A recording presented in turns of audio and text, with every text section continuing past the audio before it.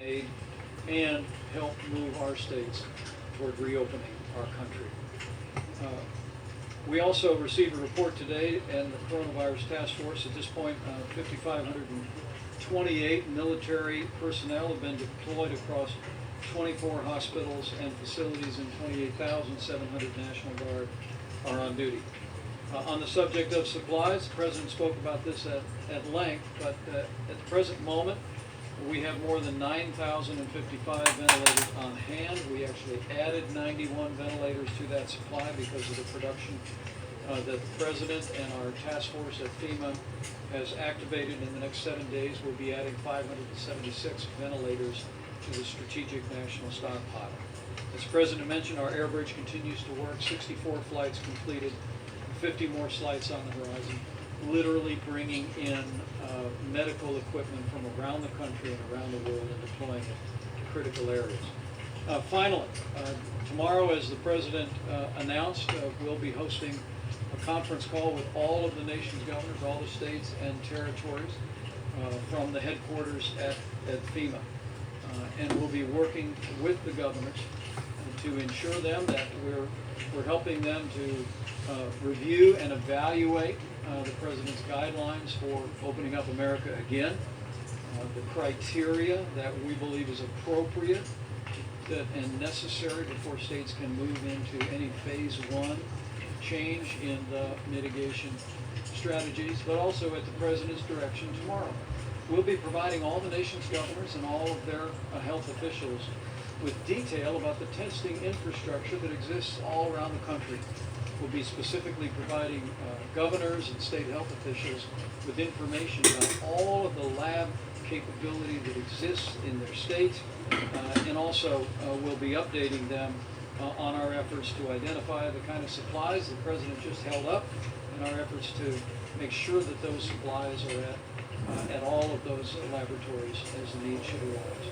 Remember that a month ago we had done 80,000 coronavirus tests in America. This weekend we cleared more than 4 million, and we're currently testing more than 1 million Americans a week.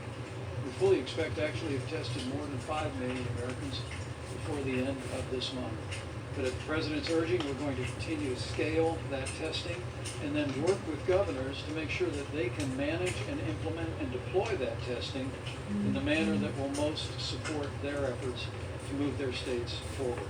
Remember that the testing that is contemplated in the guidelines for opening up America again for phase one are testing people that have symptoms that may be coronavirus, and then also having the testing resources to deploy to vulnerable communities, nursing homes, or other vulnerable communities that we have identified as needing additional what is called monitoring or surveillance testing.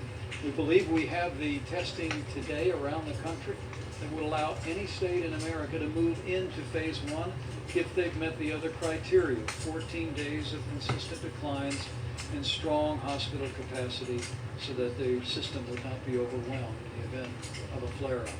But we're going to be working with governors tomorrow on the subject of testing and supplies. And as the President said again this evening, we're here to help.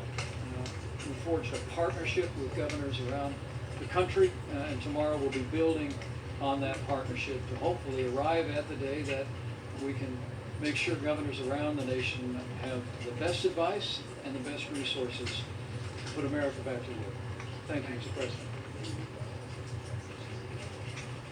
Seeing you've done such a great job, please come up and say a couple of words. Thank you, Mr. Vice President. So just a few weeks ago, we stood here and asked the American healthcare system to delay elective surgeries and procedures. And the reason why we did this is we wanted to make sure that the healthcare system could deal with any surges. We wanted to preserve equipment, make sure that they had the appropriate workforce to handle any surge.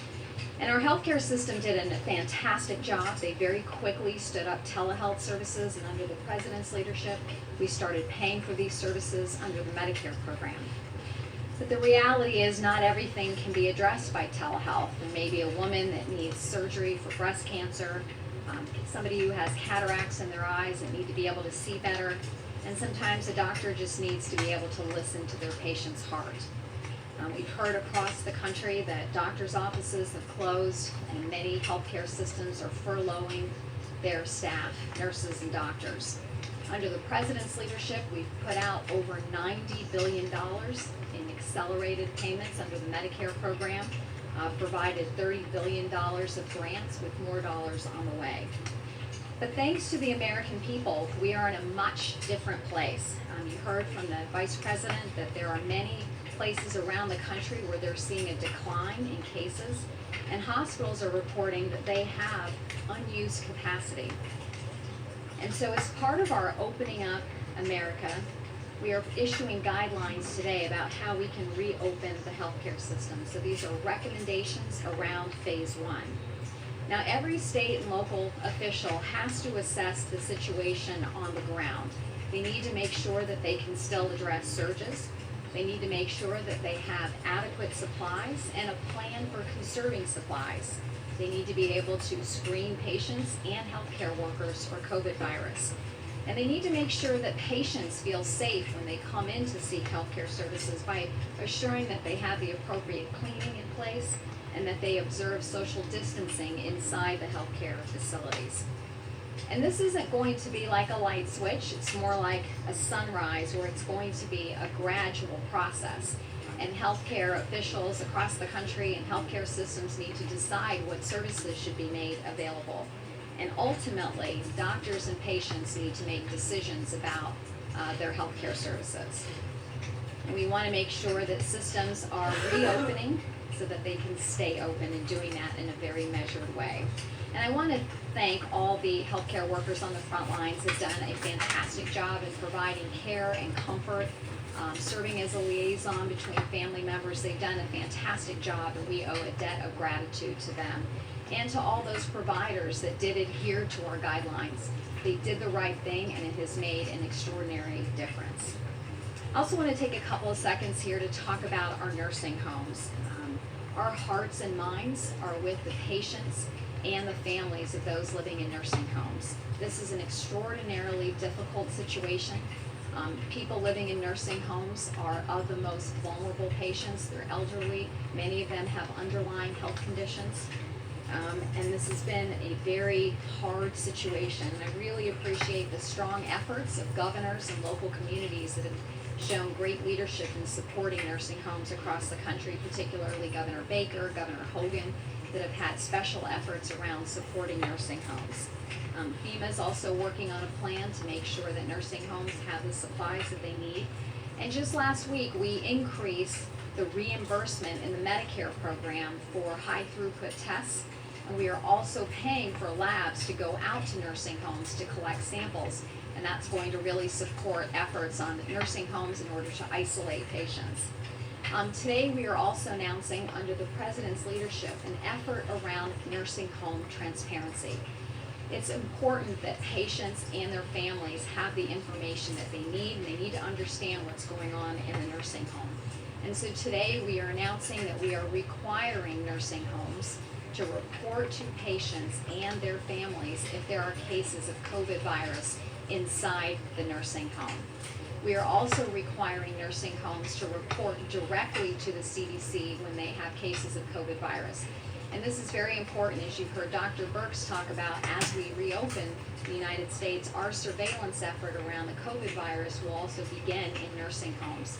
And so by having this reporting system, this will support CDC's efforts to have surveillance around the country and to support efforts around contact tracing so that we can mitigate the spread of the virus in those communities that show spread starting in the nursing homes. So again, I want to thank all of the local officials that have done an amazing job in supporting the nursing homes, and would urge all state and local leaders to follow their lead and do everything that we can to keep nursing home residents safe. Thank you. And Dr. Hahn is here at QD. He'll tell you maybe a little bit later if you want this, but I can tell you that very simply, the level at which they're approving things, tests, and being on top of the people that are doing the testing for therapies and for vaccines they've never seen anything like this, so I want to thank you very much, and stick around, maybe they'll have some questions, okay? Please, go ahead. Mr. President, thank you very much. If there were groups of people planning to protest tomorrow against the government shutdown, what would be your advice?